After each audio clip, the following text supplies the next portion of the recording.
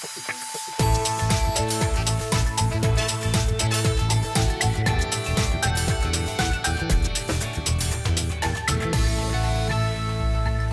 is 2 oktober. Welkom bij Bient. On tafel programmamaker Hajo Bootsma over de takkomst van de Ljouwerter Vleerbasis. Acteur Jan Arends over zijn nieuwe theaterstuk Het Jubileum. En lerares Ellen Rombout van het RSG Simon Vestdijk College in Haas. Ja, en Jokin Samar, dus docent van het IWUR. En dagdromen mooi eventjes. Stel je voor, als dat nu bekend wordt, Jo wordt docent van het IWUR. Wat betekent het dan voor jou? Nou, dat zoek echt een geweldige erkenning vinden voor mijzelf, maar ik voor dat prachtige beroep dat ik heb.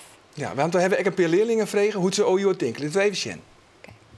Ja, ze is meer een soort moederfiguur die je dingen bijbrengt en je een soort van opnieuw opvoedt. En kroetje. Moederfiguur. We praten aan der uur verder. De Vleerbasis Ljouwert is de laatste tijd volop in het nijs. Eerst wie het nog onwis of de basis wel iepen blijven koer. Maar nooit het antwoord definitief ja is, maar Ljouwert ook een volwaardige basis met toekomstwezen.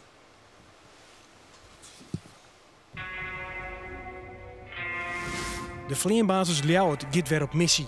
Nou om mooi te vleeren in de strijd in IS. Maar lang wie de toekomst van de basis onwis. Het werkt niet motiverend als je continu met dat zwaard van Damocles boven je hoofd moet werken. De basis bloot iepen. Er is een toekomst. Genoeg uitdagingen voor de vliegbasis Leeuwarden. Zo wordt Ljouwert de basis voor onder andere de MQ-9 Reaper drones. Systemen die tot 24 uur in de lucht kunnen hangen. En met meerdere sensoren langdurige observatie kunnen plegen ter ondersteuning van onze eigen eenheden. Ja, beelden van de leader van de documentaire die de toekomst snel uitgestuurd wordt. Programmamaker Hajo Bootsma zit hier aan tafel. Hajo, ja, dan zei het eigenlijk ook een beetje in de tekst van shot de toekomst van de Ljouwerter Vleerbasis er eigenlijk gewoon heel positief en rooskleurig uit. Ja, nou wel. Nou wel, het wie echt, het heel lang het er echt om hongen.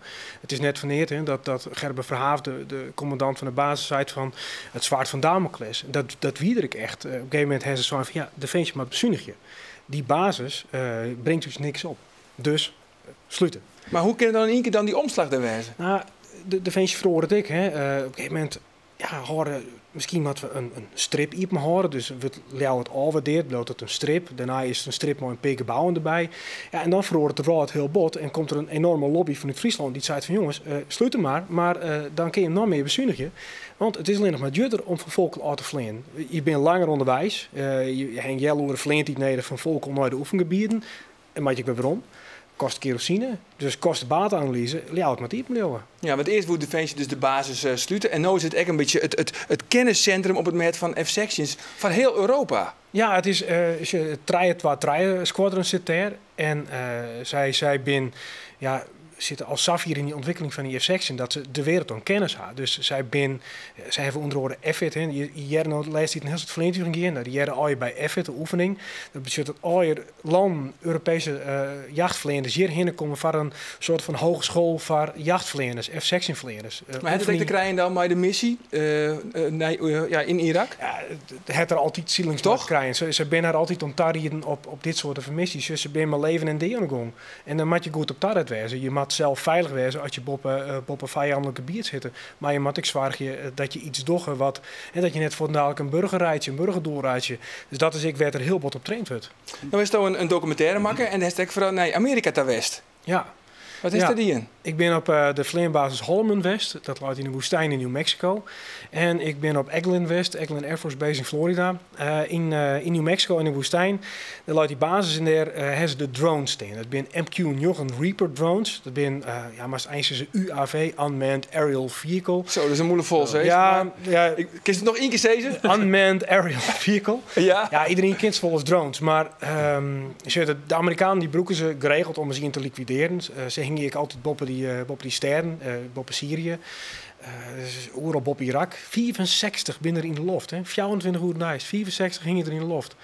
En die wil Nederland ook hebben. Alleen de Amerikanen die broeken ze als wapensysteem. Dus echt om uit te zitten, bommen aan te gooien. Nou, de Nederlanders die willen dat toch oors. Die zullen ze meer als een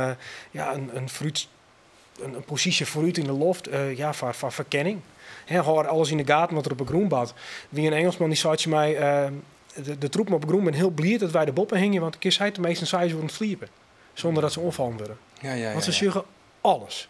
Wie ze spreken, kunnen ze bedrijf op de tuin hingen en kunnen ze meer te hoog gas is. Wil ik dat? Zo. Dat wil, ja, maar van hoor het Jim dwanden, jongens, wat er al hier gebeurt? Heel erg. Ja, want mijn vak is skiernis. En dat is net alleen nog in de boeken, maar dat is wat er nou gebeurt. Dus zeker ben wij bezig met IS.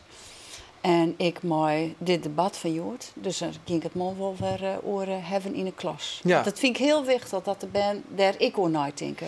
Ja, want we hadden van tevoren al praten dat we het gewoon doodje met elkaar zullen. Ja. Want vies dat ik bedreigend, deze situatie, voor u hier in Friesland? Nou, ik ga net mooi van on dit soort rampgevoelens, zeg maar. Want ik vind IS op zich heel erg angstaanjagend. Maar ik denk dat het volle slimmer is als je een Koerd bent, of een Irakees of een Syriër. Daar, als dat wij hier bang wezen matten. Ja, dat vind ik wel even een oor situatie. Dus relativeren vind ik heel wichtig. Is heel erg belangrijk in deze zaak. Ja. Ik vind wel dat het nou wel heel dichtbij komt. Ik trouw dat het hier in Friesland spelen. Het is nou ook een issue hier in Friesland. Ja, absoluut. F-16 erin. En dan denk ik, jongen. Dat komt dichtbij. Het is 4 voet, maar het komt heel dichtbij. Ja. Dan. Komt nou heel dichtbij. We zijn bij Beluts. We zijn feitelijk nou in oorlog. De documentaire die is om 4 woorden te zien. Snijn bij Omroep Friesland. En ik op Nederland 2. NPO 2, hè? NPO 2. Sorry, excuus daarvoor. Morgen trouwens, dan is ik de eerste try-out. Even wat fleuriger nice nou. Ja. Jan, de try-out van het theaterstuk Het Jubileum. Die stoel Makke Hester, hier een mooie die vrouw Marijke Geertsma. Dat is een soort van, ja, je zit al 40 jaar in het vak. Ja, je zit precies 40.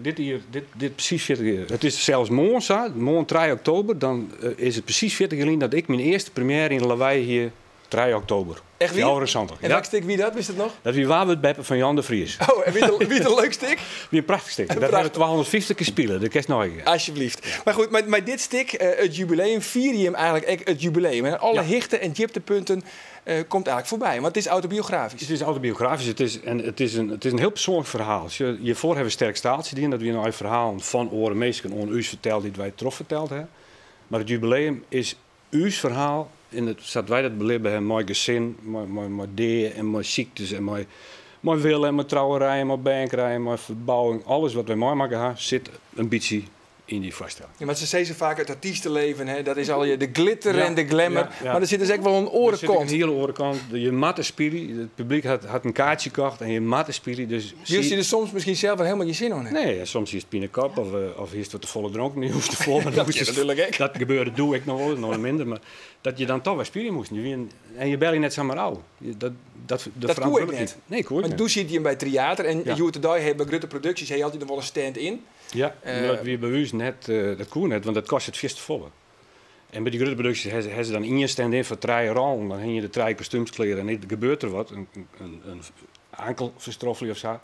Dat kostuum aan en dan maakt hij op. Dus je kan dan meerdere rollen invullen. We hebben een fragment, dat ik even naar Sjen, van de vaststelling. Ja. Dat is dus eigenlijk... in juni al opgenomen. In juni al opgenomen, want het is van een heel beperkt publiek. Hij hem wel gespeeld, ja, het werkt een beetje voor jezelf dat we na de vakantie het weer oppakken konden. Oké, en dit gaat echt over een van zo'n dieptepunt, misschien wel over een hernia. Ja, dat is wel een mooi verhaal, maar hè? Ja, let eens Sjen. Nee, want dan kregen ze een hernia. Nee, die hernia die hier stond al, maar dan spelen ze gewoon trop. Ja, daar hebben wij ook wel eens buiten nog. Ja, want dan spelen ze wel gewoon trop, maar dan moesten wij net weer op een fiets naar school. Ja, dat koe dus wel. Hoe is het eigenlijk om zo lang maar die eigen vrouw op een planken te staan? Nou, dat is alleen maar, voor dit stuk is alleen maar voordeel, want je hebt alles te keren beleven. Meesten denken wel eens, wij helpen op het theater kennen leren. Dus er zit een historie, dat we, Marijke weer de erbij is mij nog, een paar maanden. En toen kregen we pas nog een jaar kregen we wat. En toen hebben we een tutje voor je mijn haard ergens op een feestje. En toen wie het on. En doe wie het on. Nee, maar het is, wat het voordeel is, we kennen elkaar uit te pennen. En we kennen heel goed geerwerkje. We kennen heel goed. Maar je hebt wel een spul. En dan mag je er nooit wel de planken op. Ja, jongen, wij gaan wel eens naar rijden we in de auto en dan hebben we ruzie. En dan hebben we spul en dan zitten we naar binnen van de plak van bestemming. En dan zitten we, en nou houden we hier even weer op. Nou spelen we. En dan pikken we de aasten erop. Dat kind. En dan komt hij in de auto en dan zei Marijke, nou maar even nog, werd we doorheen. Dan zeg ik, weer hier met ik broer. Ja, maar dat is typisch vrouw, hè? Dat is typisch vrouw. Die weten dan alle feiten nog. Zei ze dat toch? Ja. Maar ken je dat ik broeken dan in de vaststelling zelf, dat je dan spul haalt in een auto en je maakt je toch een autobiografisch stuk. Nou, je kan in principe die ruzie via de uitspelen op toneel. Ja, Ja, zo niet even een stekje onderweg. ja, dat zou in dit stuk wel kennen, maar dat ken net, dat hier net in die oren stikken, want dat ben ik gewoon bestaande stikken. Nou spelen we eigenlijk zelf. Dus dan zou het wel kennen, maar we kennen dat net in een rol, in een Shakespeare, dan kennen we dat net. Nee. Maar dit is inderdaad autobiografisch, maar je speelt wel wat oors als oors, want je bent ouder als je normaal binnen. Ja, wij hebben nu dus 40-jarig toneeljubileum, maar wij binnen zelf 20 jaar ouder, dus het speelt in 2034. Dus die laatste 20 jaar, die weet net een mees. Het publiek weet net, maar wij weten al hoe dat hier in Friesland is en hoe dat is. En dat maakt het, krijg ik een soort dramatische lijn, hebben we erin maken. En ik ben 82 en ik wil nog zo graag één keer te geren bij al die liedse dwarpjesdeel, zodat ik ooit begonnen ben. En Marijke die wordt wat 84 en die had zoiets van, houd toch op met het toneel, ik heb wel hoorn. Dus die wil net. En die hele jong gaat erom om Marijke hoe de streep te loeken om toch nog te geren een stuk te maken. Denk je dat misschien ook wel de weer niet wezen kan? Dat is dat 20 jaar nog altijd toch wel de behoefte heeft om daar maar weer te staan voor het publiek? Ja, misschien wel. Soms denk ik wel eens, waarom doet dit? Zie ik maar te beletten, of al laat ik maar ergens in de zinnen. Maar dat is de passie die het nooit oergeeft. Dat is ooit ontstaan op een middelbare school en dat is nog steeds. Ik ben nog heel die jongen die het graag op een plankje staan wil. Of ja, precies maar waar het van komt, ik weet het niet. Ja. Die ken ik niet zoals. Ik ken wel wat doors, ja. Ja, want is het onderwijs zitten. Je vertelde van uitzending. Je gaat nog bij de marine zitten. Ik ben een marinier geweest. Ik heb in het onderwijs zitten. Ik ben röntgenlaborant geweest. Ik ken wel wat timmeren en verbouwen en dat soort dingen. Dan heb ik al wat leren. Je kan er alle kanten nog op. Ja, maar het toneel blijft de passie. Ja, absoluut. En alles komt dus voorbij, de hichten en de dieptepunten. Ja. Want bijvoorbeeld, kan ik me zo vaststellen, heel pijnlijk. Je hebt natuurlijk West, terwijl je vrienden ziet bij theater, dat je bij theater voortging bent. Ja. Komt dat dan ook weer naar voren in die voorstelling? Er komt op het eind van het stuk komt dan wel even, memoreren we dat even, dat het heel pijnlijk weer, maar dat we wel iets in van trosspelen, altijd trosspelen. Dus ja, dat weer wel even een zwarte bladzijde, dat we nooit zoveel hier wij moesten. Maar toen hebben we uiteindelijk toch zelf zijn van net waarom zijn, vooruit zijn, we gaan terug. Maar het is echt wel een dusdanig punt, en wat het ook belangrijk was, denk ik, om te zeggen, dat willen we dus wel in deze vaststelling behandelen. Ja. Absoluut. Ik vind dat mat ik, want het is een stukje emotie wat mij misschien wat meer bereikt, maar het heeft mij ook zo ongrepen. En ik denk van ja, als je zo'n persoonlijk verhaal vertellen, dat zijn fantastische anekdotes, daar de meesten slap van lezen, maar dan ben ik die momenten dat ik denk, nou, dit komt erop om. En dat is zo'n moment dat de kamer erop om. Ja, maar het is om te laten. Ja, absoluut. Ja, toch? Ja, ik denk, het is fantastisch. Ja, want morgen is dus de eerste try-out. Ja, en wanneer is dan de première? Nou, wij hebben dan snijden nog een try-out in Reduzum. 3 uur, daar kennen mensen nog in. En dan hebben we in Bozem nog op Vreetjoen een soort try-out. Maar dat is ook al een voorstelling, want hij is klaar. En dan sneuren en snijden, 2 keer een première in de Boppenseil in Bozem. Dat is al 2 keer uitverkocht.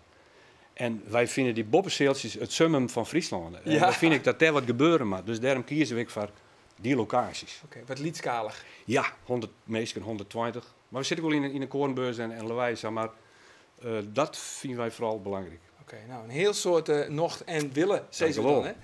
Morgen, nee, dat heb ik al gehoord. In de tram van Bistedai, en dat is Takkum Sneurnal, hebben we jou vregen om filmpjes op te sturen van jouw eigen huisdier. Nou, en dat hebben we weten.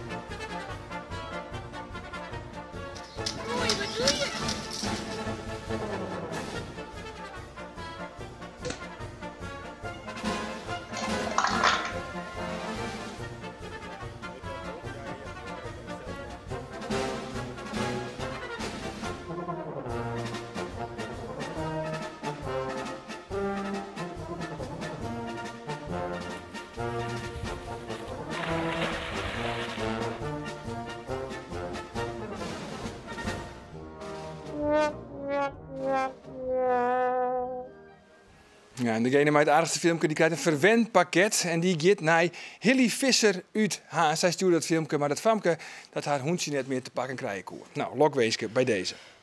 Sneun, dan is de grutte finale. Want dan wordt bekend wat docent van het IR wordt. En Ellen Rombout van het RSG, Simon Vestdijk, Inhaas maakt het kans op die absolute eretitel. Want ze zit landelijk bij de beste treien. Ja, wat moet je eigenlijk doen om docent van het IR te worden? Nou, dan moeten de leerlingen wezen die het leuk vinden om wat aardigs oordeel te zezen. En dat is slaggen dus? Dat is slaggen en de directie moet het willen. Maar mijn naam de baan.